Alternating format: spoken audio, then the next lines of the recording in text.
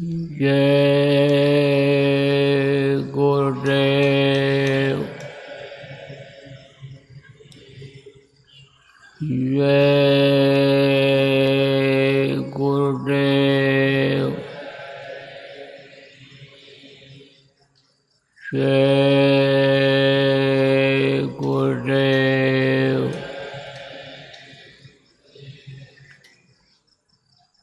जय गुरुदेव नाम किसका। जय गुरुदेव नाम किसका। प्रभु का पावन नाम। प्रभु का पावन नाम। जय गुरुदेव।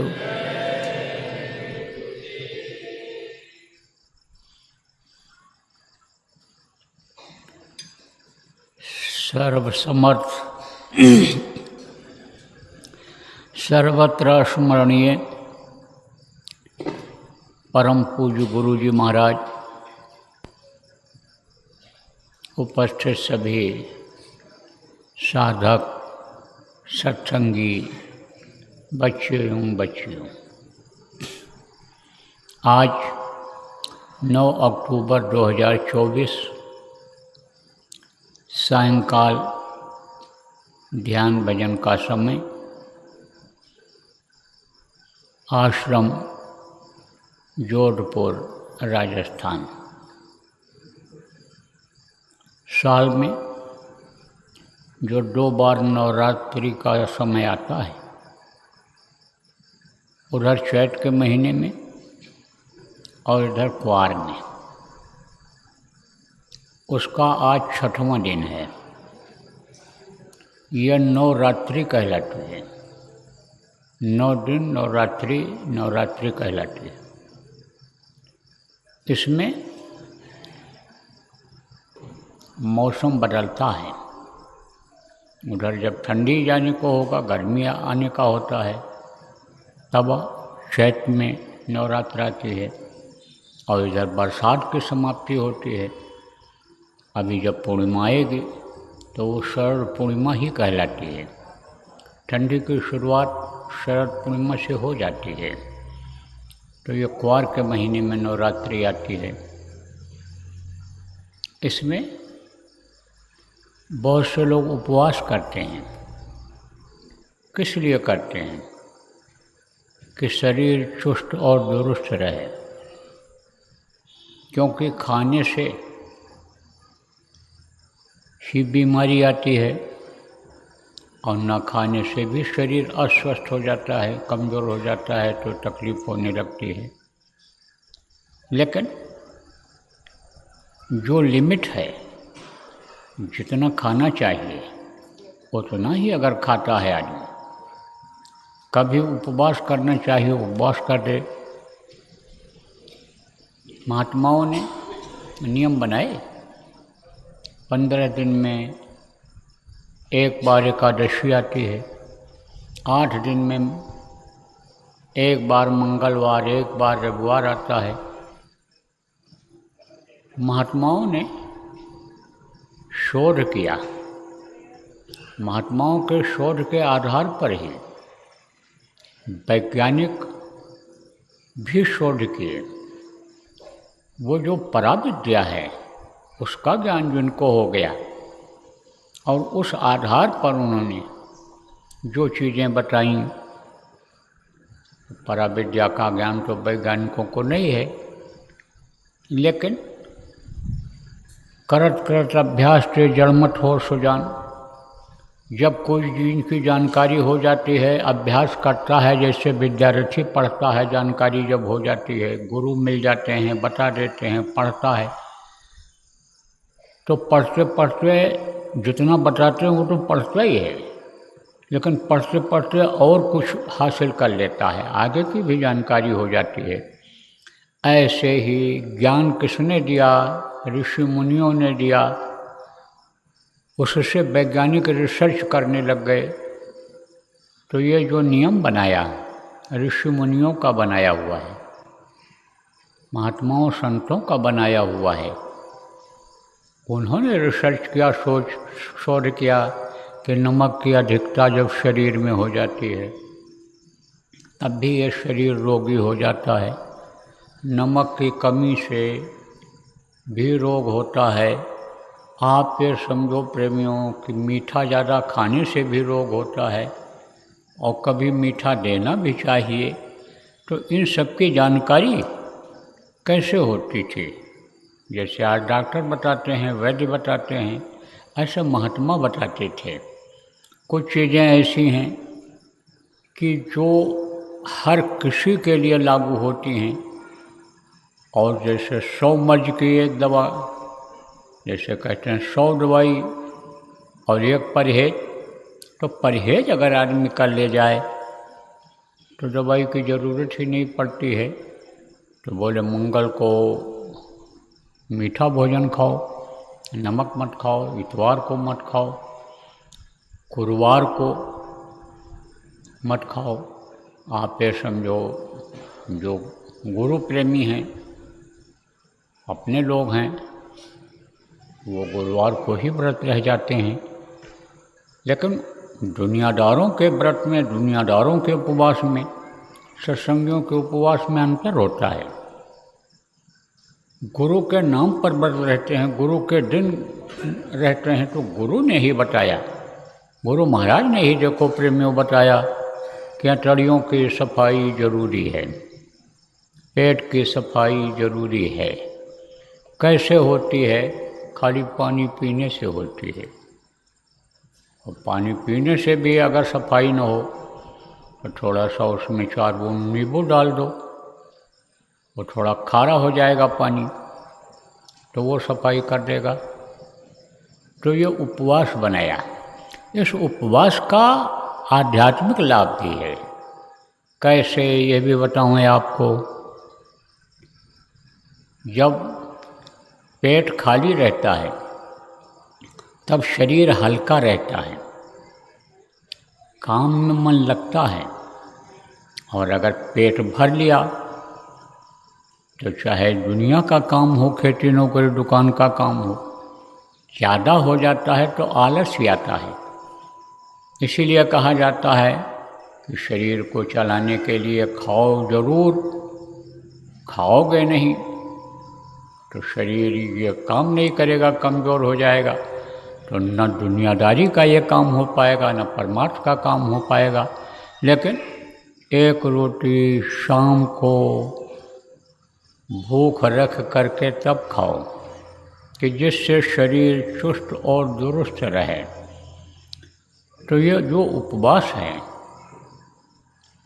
ये 9 दिन लोग रहते थे।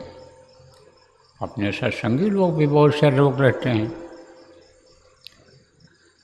तो उपवास में क्या होता है? ये 3 गुण होते हैं। त्रयताप जिसको कहते हैं। ताप माने गर्मी, जैसे गर्मी परेशान करती है, चाहे यह सूरज की गर्मी हो, चाहे हवा की गर्मी हो, चाहे जो सूरज तेज किरणें शरीर पर डालता है उसकी गर्मी हो, चाहे हवा में गर्मी हो और चाहे आग में गर्मी हो। गर्मी तो गर्मी है। अब इसी तरह से आप ये समझो कि ये जो रजोगुण है, तमोगुण है और सत्वगुण है, इन्हीं तीनों से तुलना कर लो कि जैसे हवा की गर्मी जो होती है वो थोड़ी कम लगती है, और ये जो सूरज की जो किरणें पड़ती हैं शरीर के ऊपर उसकी गर्मी ज़्यादा लगती है, और आग की गर्मी सबसे ज़्यादा लगती है। तो इसी तरह से 3 गुण आप समझ लो कि तमोगुण, रजोगुण और सत्वगुण। तमोगुण किसको कहते हैं? क्रोध का आना। कुछ लोगों को देखो बहुत क्रोध आता है, और जो मांसाहारी हैं उनको क्रोध ज़्यादा आता है।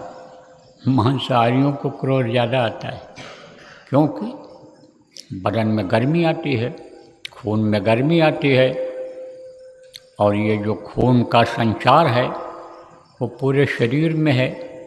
तो जब मस्तक पर वही खून जाता है तो ये मत्था गर्म हो जाता है, सिर गर्म हो जाता है, गर्मी आ जाती है उसमें, तो क्रोध ज़्यादा आता है। तो क्रोध में आदमी कुछ भी कर बैठता है।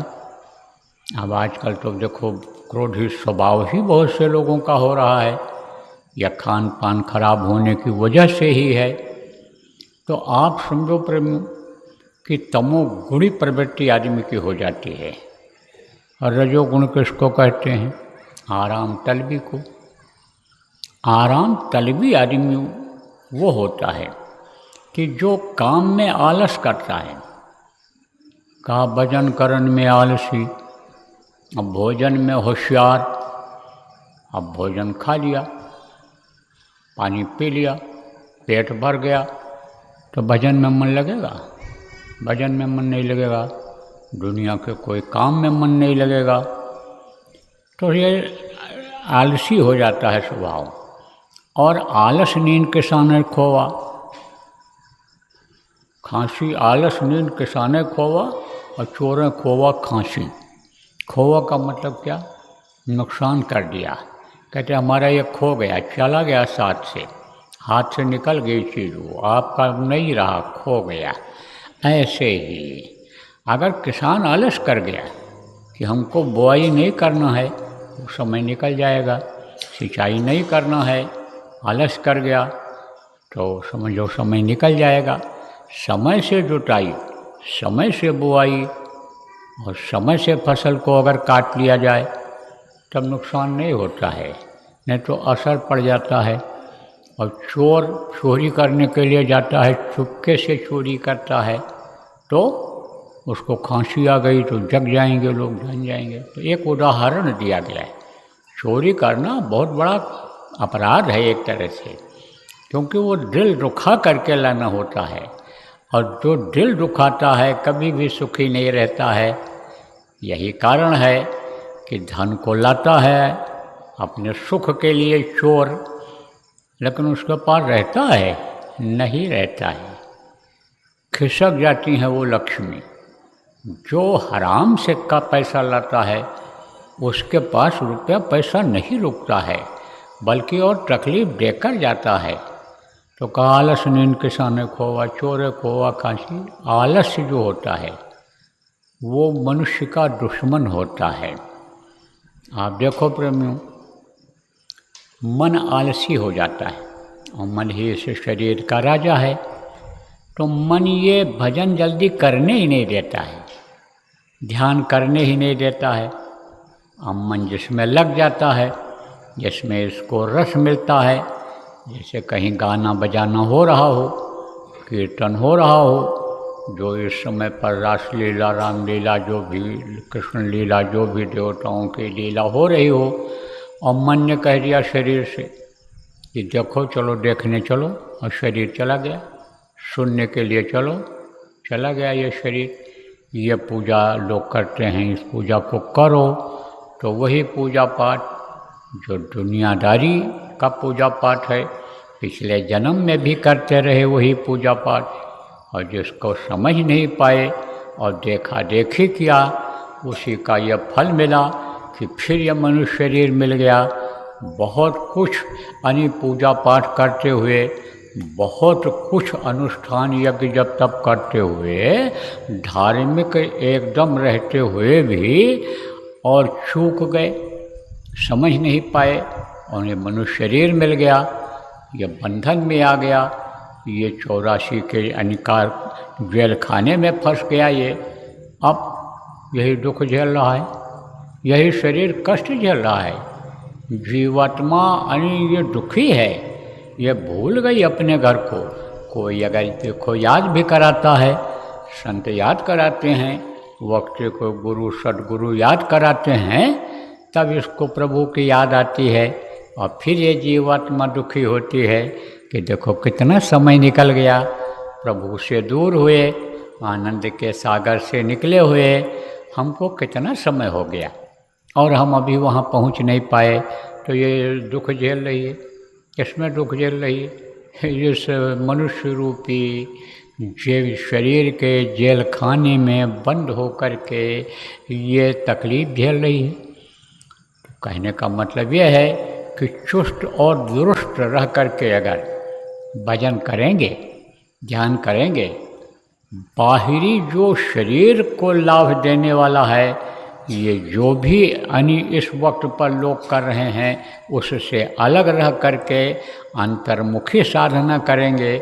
जो प्रेमियों आपको बताया गया, गुरु महाराज ने हमको आपको कुछ लोगों को बताया, वो साधना जब चुस्त और दुरुस्त होकर के करेंगे तब तो लाभ मिलेगा, फायदा मिलेगा। तो देखो 3 दिन में शुरू में उपवास करने से ये मन थोड़ा ढीला पड़ जाता है, उसमें तमोगुणी प्रवृत्ति आती है। बलवान है, पहलवान है, खाए पिए मस्त है, तो किसी को नहीं समझता है और इस शरीर से अपराध कर बैठता है। लेकिन भूखा आदमी अगर कमज़ोर आदमी है तो वो उधर से मन हटा लेता है, जल्दी निराश हो जाता है। तो तमोगुणी प्रवृत्ति, रजोगुणी प्रवृत्ति 6 दिन में, 3 दिन में तमोगुणी, 3 दिन में यानी समझो कि 3 दिन में तमोगुणी, 3 दिन में रजोगुणी।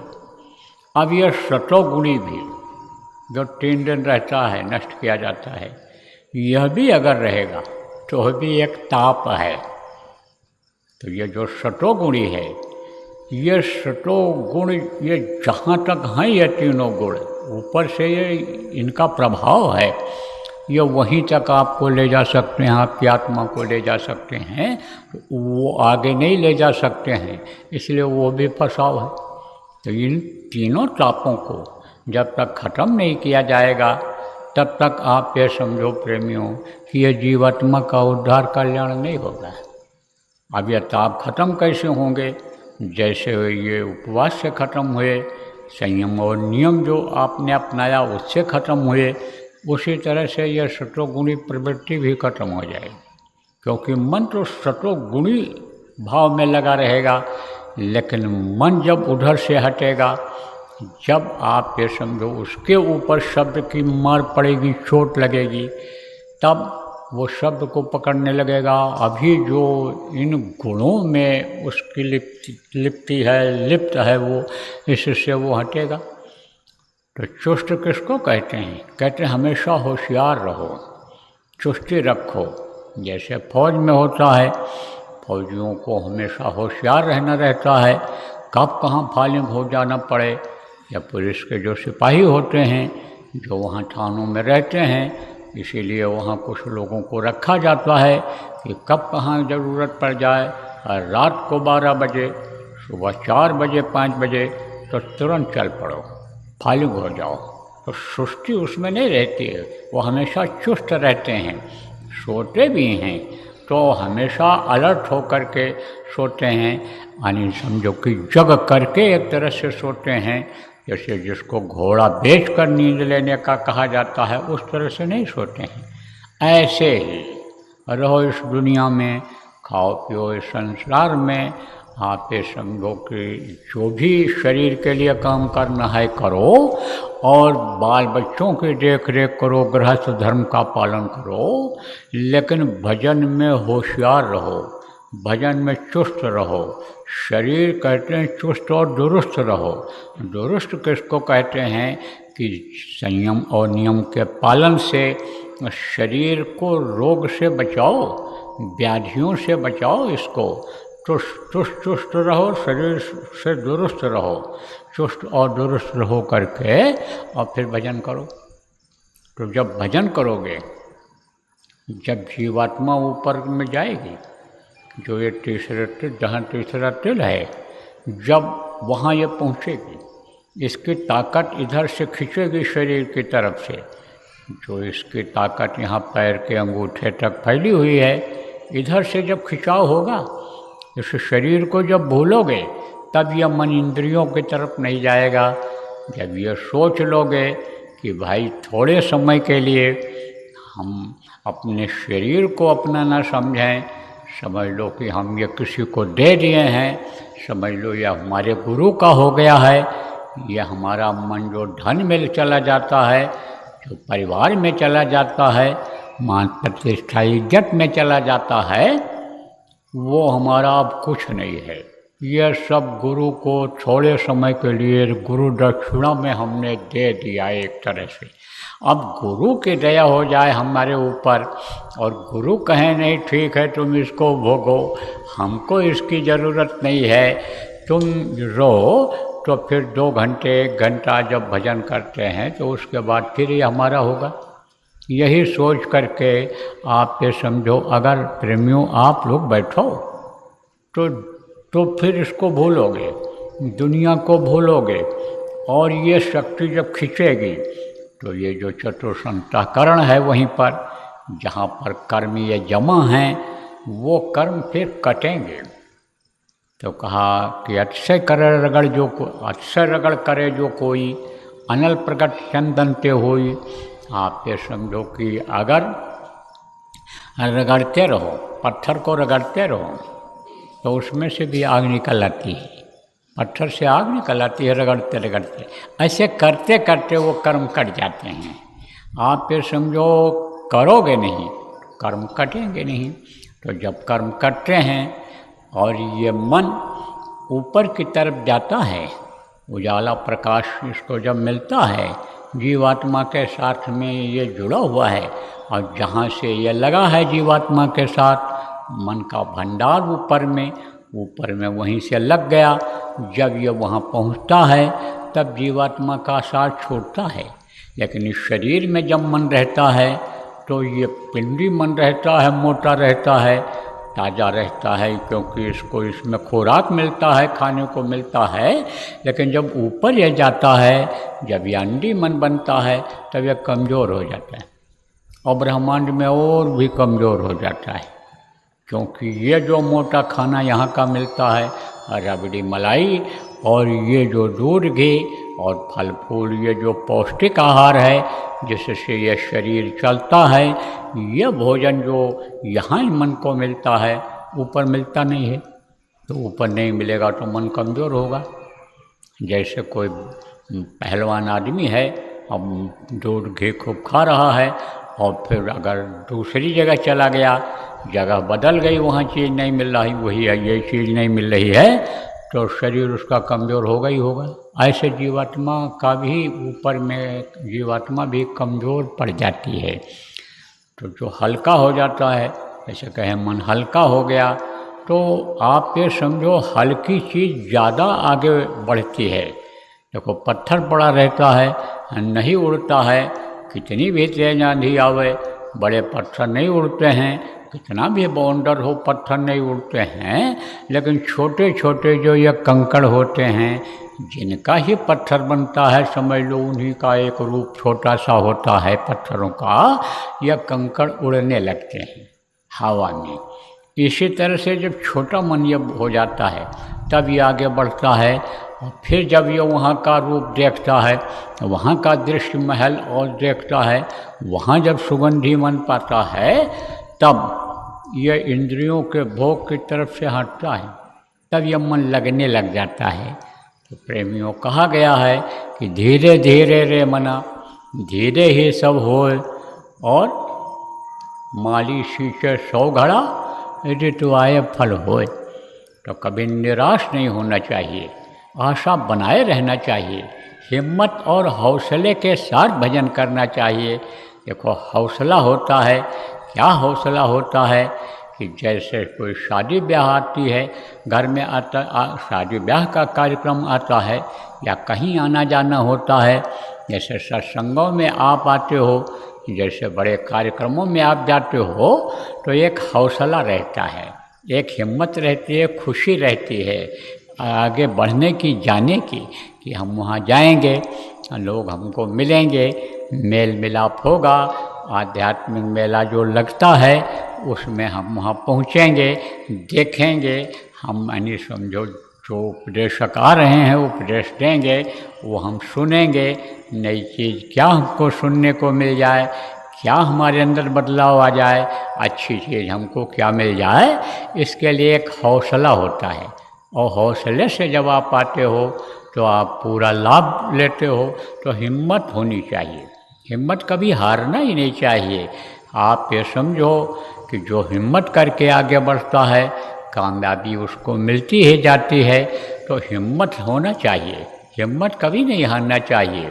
और समय आता है जब फूल आता है पौधे में, समय आता है तो फल जैसे आता है ऐसे ही समय आ जाएगा। लेकिन पौधे को अगर सींचोगे नहीं, पेड़ को सींचोगे अगर नहीं, तो पेड़ सूख जाएगा। इसी तरह से आप ये समझो, ये जो नाम का बीज पड़ा हुआ है, नामदान आपके अंदर में गुरु ने डाल दिया है। नाम यानी समझो कि प्रकट होने के लायक बना दिया है, नाम में सुगंधी लाने के लायक बना दिया है। और रोशनी है जिसमें, जिसमें सुगंधी है, जिसमें आवाज़ है, जिस नाम में सारे देवी देवता और जिनको भगवान कहते हो वो सब जुड़े हुए हैं। तो वो नाम तो गुरु से मिल गया, गुरु ने नाम दे दिया। लेकिन आप ये समझो वो ऐसे के ऐसे पड़ा रह जाएगा। और एक समय ऐसा आएगा कि ये शरीर छूट जाएगा, समय इसका निश्चित है। और सांसों की पूंजी जैसे ख़त्म होगी, यह शरीर धड़ाम से गिर जाएगा। और जब शरीर छूट जाएगा, जीवात्मा चली जाएगी, तब उस नाम का भी असर ख़त्म हो जाएगा, कोई नहीं रह जाएगा। अब ये ज़रूर है कि गुरु ने अपनाया है, नाम दिया है, तो मनुष्य शरीर तो मिल जाएगा, लेकिन माँ के पेट में उल्टे लटकना पड़ेगा। मलमूत्र की बदबू 9 महीने सूंघनी पड़ेगी। जन्मते समय की पीड़ा बर्दाश्त करनी पड़ेगी, तो फिर मनुष्य शरीर मिलेगा। तो आज जो मनुष्य शरीर में दुख लोग पा रहे हैं, आप भी कोई न कोई तरह से दुखी हो जाते हो, कभी कभी ही चाहे दुखी होते हो, तो ये सब दुख झेलना पड़ जाएगा। इसलिए उससे बचने के लिए आप समय का करो इंतज़ार, लेकिन घाट पर बैठते रहो। वो जो नाम रूपी यानी बीज पड़ा हुआ है, उस पर पानी डालते रहो, वो अंकुरित होगा पौधा। तो समझो, कहते हैं ना, यह आशा टिके रहो अल गुलाब के अमूल, और वहीं है फिर बसंत ऋतु, डालिन वो फूल।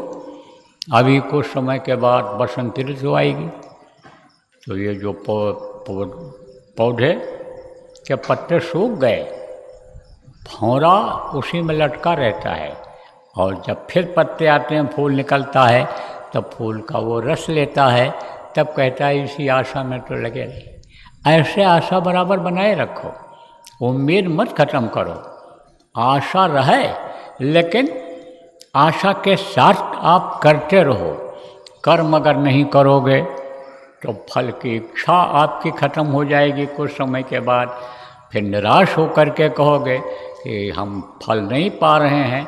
लेकिन फल को पाने के लिए देखो, जैसे ये पौधे का फल होता है, कितनी मेहनत करनी पड़ती है, उसी तरह से यानी अंदर का फल पाने के लिए, अंदर का सुख पाने के लिए, अंदर का आनंद पाने के लिए, अंदर के पेड़ पौधे और सुगंधित यानी समझो फूल फल, ये जो हैं उनको पाने के लिए, देखने के लिए, ये जो देवी देवताओं का मनमोहक यानी चेहरा है, मनमोहक शरीर है, उनकी जो आवाज़ें हैं, ये जो प्रभु की आवाज़ है, सुनने के लिए तो कुछ करना पड़ेगा। तो कहने का प्रेमियों ये है, मतलब है कि अभी तक जो भी आपको जानकारी इस नवरात्र की रही है, वो तो रही ही है। लेकिन अब ये जो 3 दिन बचे हैं, इनमें चलो मेहनत करके सुमिरन ध्यान भजन जो आपको बताया गया उसको आप कर लो, उसी को कर लो, लग जाओ विश्वास के साथ। और आप लोगों को, जिनको मान लो कोई ऐसे भी हो आए हो जिनको नामदान नहीं मिला है, तो कल मिल जाएगा। कहाँ मिलेगा? वहाँ शहर में। ये तो थोड़ा सा शहर से हट करके है जगह आपकी, अपना आश्रम ये थोड़ा सा हट करके है, लेकिन बीच शहर में ही इन लोगों ने रखा है। तो प्रेमी आपको बता देंगे कि कहाँ होगा। कल शाम को 4 बजे से वहाँ सत्संग होगा, और गुरु महाराज की दया रही तो नामदान आपको मिल जाएगा। और जब नामदान दिया जाएगा तो आपको तरीका नाम का, जपने का, करने का सब बता दिया जाएगा। तो आप लोग फिर उसमें लग जाना, उसको करते रहना। अभी तक जो आपने किया वो तो किया, उसका फल आपने देखा क्या मिल रहा है, लेकिन अब इसको करके देखना जो कल आपको मिलेगा। तो कल आप लोग वहाँ पर आ जाना। प्रार्थना ध्यान भजन जो रोज़ होता है वो तो कल सुबह होगा ही होगा, यहाँ पर होगा, जो भी लोग रहेंगे यहाँ वो हो जाएगा। लेकिन सत्संग मुख्य रूप से कल होगा। कहाँ पर होगा? वहाँ शहर में, शाम को 4 बजे से। फिर हमको उधर भी जाना है, दशहरा का कार्यक्रम है। कहाँ? जालोर आश्रम पर है, वहाँ रखा है। जैसे ये आपका आश्रम है ऐसे वहाँ भी आश्रम है, तो वहाँ पर होगा। उसके बाद में फिर उधर शरद पूर्णिमा का कार्यक्रम होता है, उत्तर प्रदेश में होता है। भारी संख्या में लोग वहाँ पर आएंगे, बहुत भारी संख्या में आएंगे। गुरु महाराज की दया होगी, स्वास्थ्य सही रहेगा तो वहाँ भी हो जाएगा। उसके बाद में समय परिस्थिति को देखते हुए अगर देखा जाएगा तो बीच में भी कार्यक्रम हो सकते हैं, और नहीं तो फिर दीपावली का कार्यक्रम आपका जो सबसे पहला और सबसे बड़ा आश्रम है, जहाँ पर भंडारा होली का कार्यक्रम होता है, 1 तारीख को नए वर्ष का होता है, वहीं पर दीपावली का भी होता है। तो दीपावली का वहाँ हो जाएगा। बराबर अगर सत्संग सुनने की आदत डालोगे, सत्संगों में आते जाते रहोगे, तो स्वभाव में बदलाव आ जाएगा, मन की दौड़ में बदलाव आ जाएगा। जब इधर का खुराक मन को मिलने लगेगा, सत्संग जल जब मिलने लगेगा, तब अंदर की गंदगी जब हटेगी, जब अंदर का पर्दा हटेगा, तब यह मन थोड़ा ढीला पड़ेगा। जब शब्द की चोट पड़ेगी इसके ऊपर, तब इसके अंदर बदलाव आएगा। जैसे यह मुँह से जो बोला जाता है इसको भी शब्द कहते हैं, इससे बदलाव जैसे हो जाता है आदमी के शरीर के स्वभाव में, ऐसे ही अंदर जब शब्द का आहार मिलेगा, शब्द की चोट मन पर पड़ेगी, तो यही मन परिवर्तित हो जाएगा। यही मन जो खाने पीने मौज मस्ती में लगा हुआ है, वो मन भजन में लग जाएगा।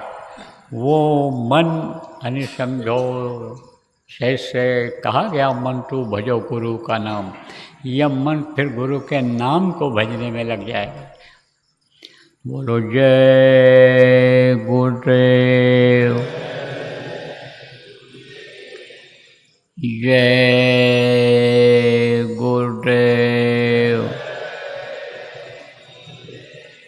जय गुरुदेव, जय गुरुदेव, जय गुरुदेव, जय जय गुरुदेव।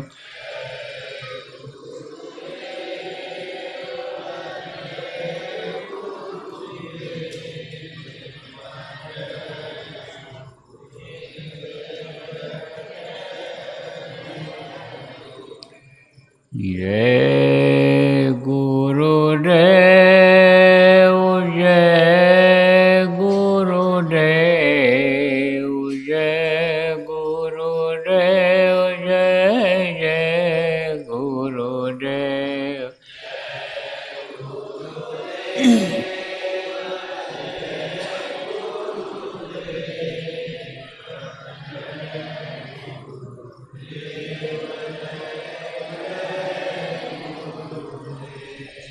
जय गुरुदेव,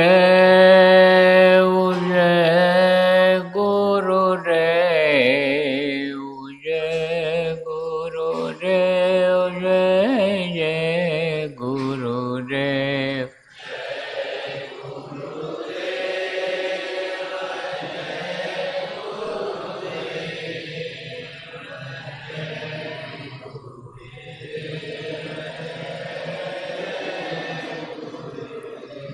जय गुरुदेव, जय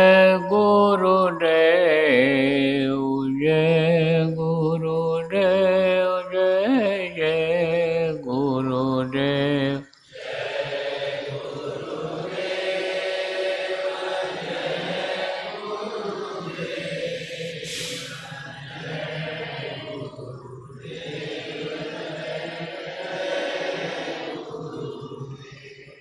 जय